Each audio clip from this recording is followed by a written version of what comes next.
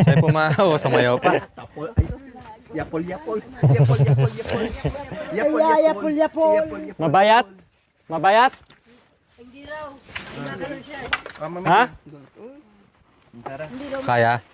Di, mag-aala naman po yan mga ka-MJ, yung styro lang. Ha? Ano daw? Yung payong pala, ano? So ayun po mga ka-MJ, pauwi na po tayo, no? At ito may dala-dala po tayong sari-sari din po ito, no? At yung dala naman po ni Tate Romy po mga ka-MJ, mag-aalan din po yan kasi yung styro may lamang 3 papaya nakalagay po dyan para hindi po siya malamog kasi medyo maniba na po. And then may 3 piling na saging sa taas. Then damit ni Mami Dio po yung nakasako. Tapos yung plastic naman po nakasabit, damit po ni Tate Romy. Kaya mag-aalam po yan. No, mukhang mabigat lang tingnan kasi nakapatong-patong po. Pero Malaki yung sinubukan styro ko kasi. po. Yan. Sinubukan mo, di ba? Sinubukan ko po yan. Kaya lang, sabi ko palit kami ni Tate Romy kasi yung tali po niya mga ka-MJ, maikli lang po siya. No? Sa height po ni Tate Romy, tamang-tama lang po sa kanya. Nakita niyo po kanina, may pasayaw-sayaw pa. Di tulad po sa mga binubuhat na yung mga gabi, puso ng saging, mas mabigat po yun. Ayan. So, nakibakay na rin po tayo mga ka-MJ. Sa mga katutubong aitas po, mas sanay po sila sa ganitong pamamaraan sa pagbubuhat po ng mga karga-karga nila.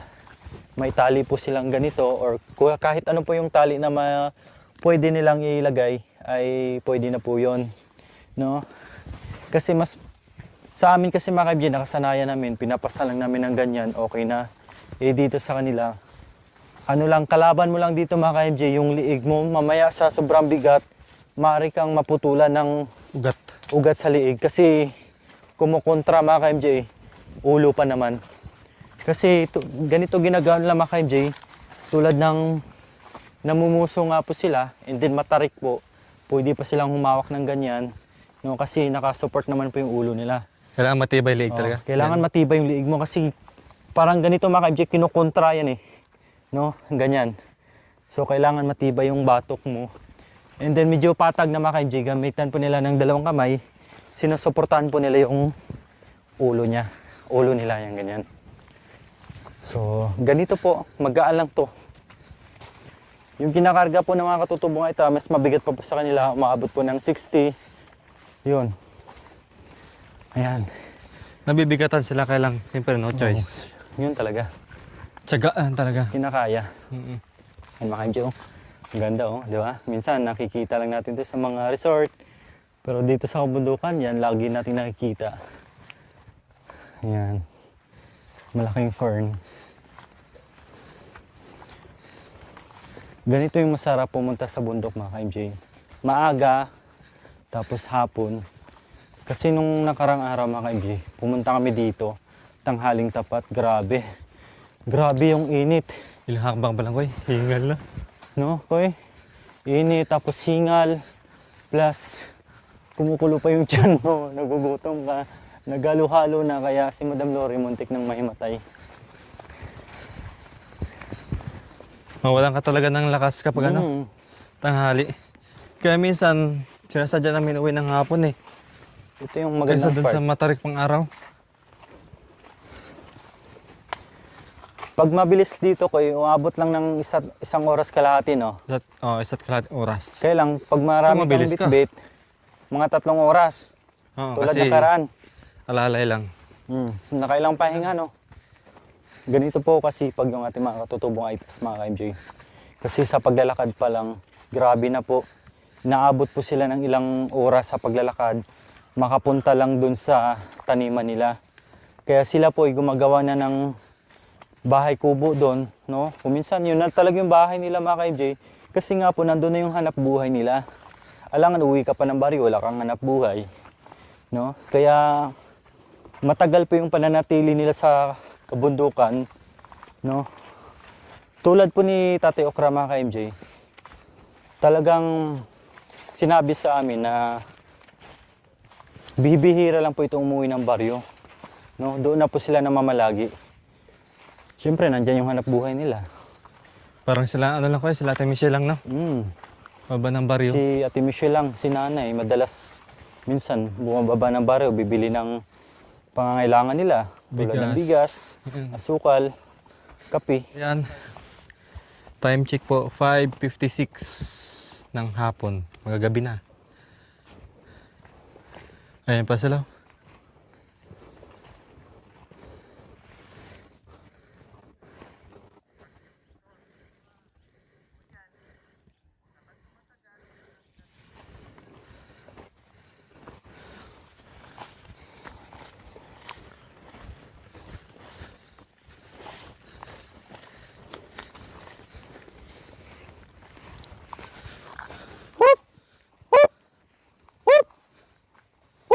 Siguro mga alas 7 na pala kami makarating doon sa ano?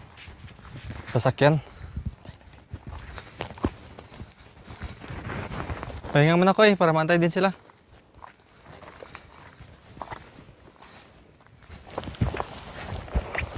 Yan.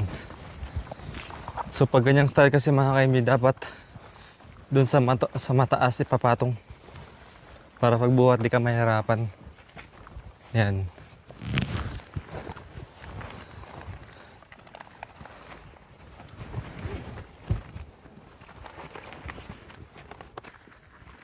Maganda daw. Sa akin kasi nasikipan ako eh. Ayos lang. Whoop!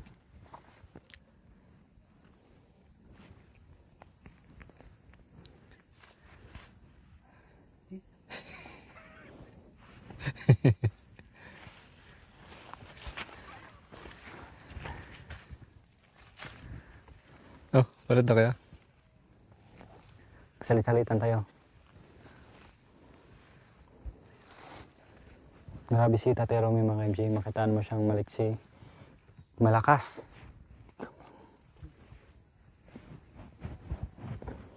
Doon pa lang sa pag-akyat ng papaya mga MJ, doon mo na makita.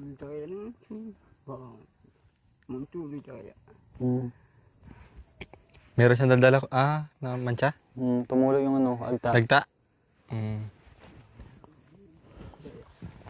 Opo. Yan, no? Sa papaya ko eh. Hirap. Pag-akyat pa lang ng papaya mga MJ, mahirap na. Dapat yung akyat mo, hindi yung nakadikit yung katawan mo. Yung parang nakikita mo sila, yung paa lang nakaganyan, no? So doon pa lang, doon makita mo malakas yung isang tao. Kasi nasubukan namin. Hindi kaya na. Mahirap, madulas. Dati nang maliit. Dati maliit, Kaya. kaya-kaya. Ngayon kasi bigat na ng katawan. Iba yung lakas nila, no? Bukod sa kinakain nila ang mga healthy foods. Nakasanayan na And rin sila. then, umaga pa lang gising na kahit anong pinagagawa dyan sa paligid nila. Ganun po mga MJ, yung routine nila. Kaya malakas po sila. Natuluan pala ng dagta yung ano niya. Main ka sayote? Sayote? Sayote? Pangtanim mata dyan. Bini. Nandyan? Ito ba yung tatlo? Hindi. May magulang yun eh. Hindi siguro nadala. Tatlo lang yan eh. Ayun, so ayun po mga MJ. Pinalitan ko po si Tate Romy kahit papaano. Salit-salitan po kami. No. Ito mga MJ katagalan, lalo na po pag mabigat yung karga mo. Bukod po sa batok, sa liig. Yung likod po yung Spinal cord. masakit dito. Yan, dito po yung masakit mga MJ. Kaya pag di ka sanay, pagdating mo sa bahay, grabe. Pagising mo sa umaga, bugbog talaga yung katawan mo.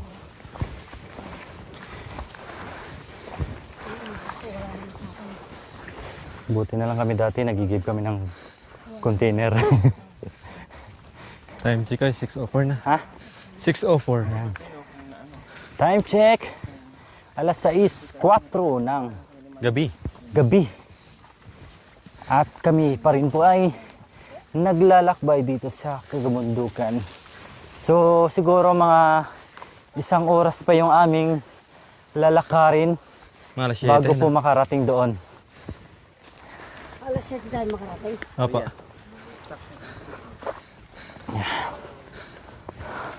Ang problema po dito mga ka-MJ, dahil nasa liblib po kami na lugar, walang signal. Hirap na hirap sa signal.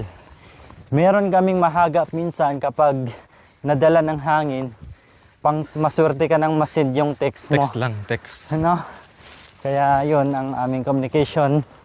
So, na-text na namin si Kuya Driver, Team Lorry Driver kanina mga ka-MJ. Ayan, subscribe nyo na kahit wala nang upload. Kahit kami, bibihira na rin. Sobrang busy. Yan. Paki-subscribe nyo na rin po. So ayan po mga ka-MJ, gusto lang po naming pasalamatan si Ma'am Lydia po, no, isa sa ating tagapagsubaybay na napakalaking biyaya pong binigay kay Makoy Injakoy. So sa amin po kay Ma'am Lydia, thank you so much po sa inyong suporta and sa blessings po na binigay niyo po sa amin, no, naway bigyan pa po ni Lord ng good health and maraming biyaya po. Palagi po kayo mag-ingat dyan, Ma'am Lydia and your family. Thank you so much po. Bung natin minsan yung ating mga kapatid ng katutubo. Oh, Pag nagpapahinga sila, nakatayo lang. nakatayo lang. Oh. Kasi inuunat nila yung likod nila. Ah, Hindi na kayo ko. yung spinal cord, di ba? Masakitin eh. Hindi, yung dito sa ano, sa taas Sa ng gitna? kitaan, sa balik, ano ba yan? Baywang bayan. Oh. Diyan na part. Tsaka ko, hindi pwede ibaba mo agad yan. Naghahanap sila sa mataas na part katulad kanina. Mm. Kasi Para pag- oh, Kasi pag naka-level lang sa lupa, pag hindi mataas, hindi mo siya mabubuhat. kapag Mabigat. kapag aalis na sila ulit, di ba? Hmm. Hindi mabuhat. Kailangan nakapatong siya. Ito sa part na to, matarik to. Ayun, ito yung Hindi lang masyadong matarik ko. halata. Kaya yung lakad natin ngayon, Oo. pakunti-kunti lang, dandahan lang. Kasi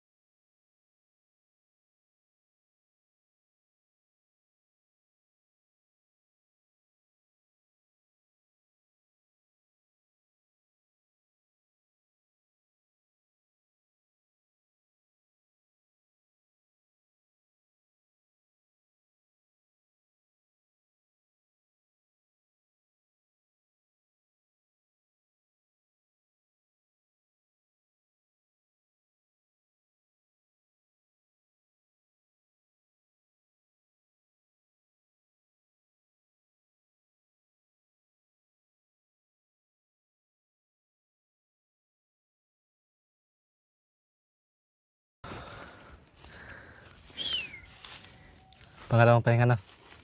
grabe pala, no? Siguro nagkaka-abs yung batok nila. Kaya yung kapitbahay namin dati, mga ka-MJ, kargador ng bigas. Kapag tinatawag mo siya, pag lumilingon, kasama pati katawan, gumagano, no? Parang robot. Kasi Kasi naipit sa- mo yung ugat, no? Pagkakarga niya ng mabibigat na bigas Hindi lang sa sako, di ba? sa ulo, Patong-patong.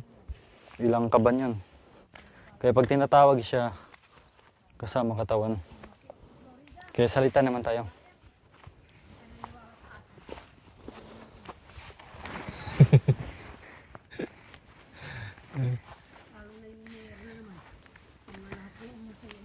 Painawa muna tayo.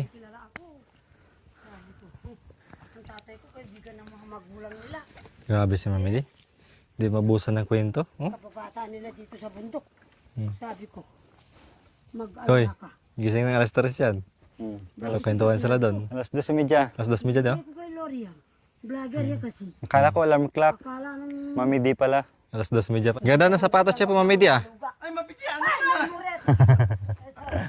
Mami Di, kumikinang yung sapatos niya po pag may ilawan. Siyempre. Kumikinang nga superstar na ako. Wow. Yee! Oh, Hapo! kumikinang. Superstar no rin vlogger ang abe ko. Ela kuminang. Saya po mga ka-MJ, tapos paggabi dito, maganda rin yung view.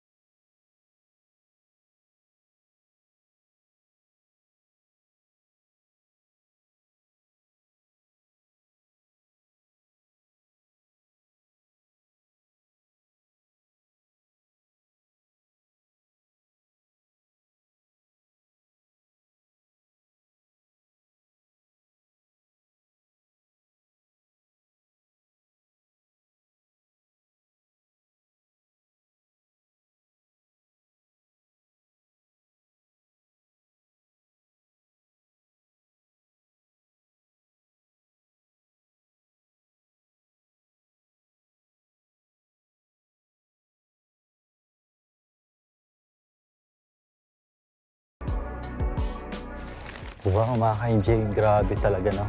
Nakakamangha yung mga ganitong senaryo ng mga tanawin, mga ka-MJ. Talagang pasasalamat kay Lord, no? Siyempre, makikita mo lang to, grabe na. Kung wala yung kabundukan, mga ka-MJ, walang hanap buhay ang ating mga kapatid na katutubo. And then wala rin tayong mabibiling mga masasarap na mga root crops at iba-ibang mga gulay. Yan.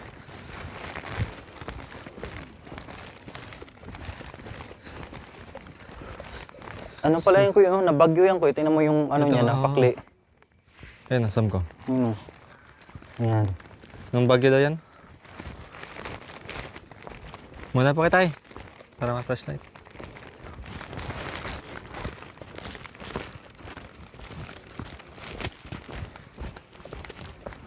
Kaya lubos ang aming pasasalamat sa mga taga-suporta. Sa magagandang comments nila, kami ay napapasaya. Si Tater. Saan tayo daan sa shortcut? Oo, mas maganda. Pababa na dun eh. Saan ba yan? Dito? Dito na. Oo, dyan. Kailan sila ate? Tayo natin sila. Wala tayong flashlight sila. Kailangan natin ng flashlight. Kasi madilim dyan. Talagang masukal yun. Biyawas ang cellphone. Meron si tatay. Pera mo? Di sila ate. Yung orange mo. Oo nga. Te, flashlight to. Ito kaya no? Kay Mami. Ha? Kay Mami D. Flashlight. Madilim na dito.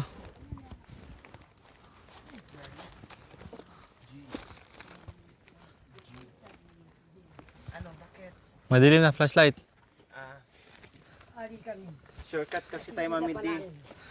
Mag-shortcut na lang, anak ko, para Mami D, Ito na, si Ma. flashlight ka rin. mag-uya. Tara kayo. Shortcut kasi tayo. Ayun po Masukal. mga MJ. Aday, nabalag yung payong. Saan? Akin na. Huwag mong dala. Ayan po mga MJ. Dito kami. Pero mabilis naman lakad nila ngayon. Masukal. Kasi ano lang po ito. Shortcut. No, kailang pag may karga ka dito, sabit-sabit tulad ng kinarga ni Tate Romy, na hulog yung payong. Mas malapit dito mga ka-MJ kahit medyo masukal siya. Sa kabila kasi kayo ikot pa. Sa kabila, iikot pa po. Yan. Tabi-tabi po. Makikiraan lang po. Tabi-tabi po. Maraming mangga dito yun. Tapos maraming fern. Takal ko.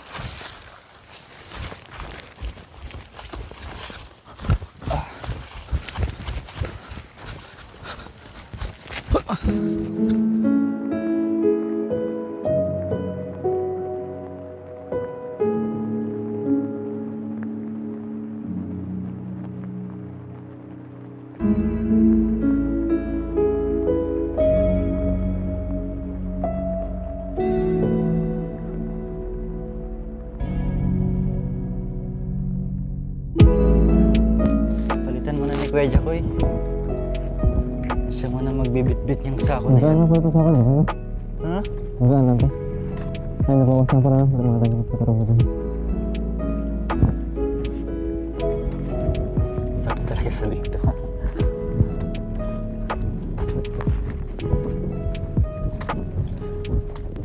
Bili nga ako ng tali, pangbakay. Hindi, tama ka na. Lagi sa bag mo. Mahirap pa ganun. Walang tali na ganun katataro mo. Ano talaga yung pambakay?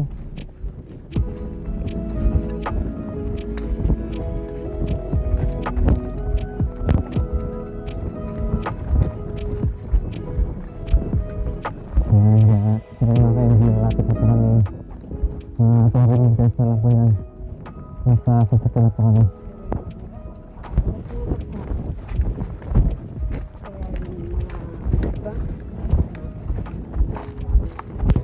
Okay. Silakan.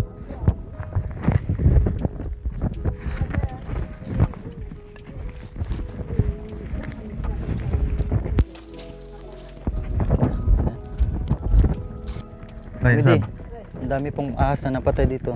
Malalaki pa. Ay ba? Kaya tingnan niyo po maigi yung ano, nilalakaran niyo. Yung mga... Baka doon sa likod yun na. Dito to, meron dito. Marami nagsasabi, Ah. matanda na daw po kayo, baka hindi nyo na kayo maglakbay sa kabundukan. O ngayon, O ngayon, tanungin po kita yung totoo, kaya nyo po bang maglakbay sa kabundukan? kaya kong wala naman akong karga. Oo. Yung bag niya, wala. Masaya naman po kayo naglalakbay tayo. Oo naman. Oo. Basta kayong kasama ko. Yun lang.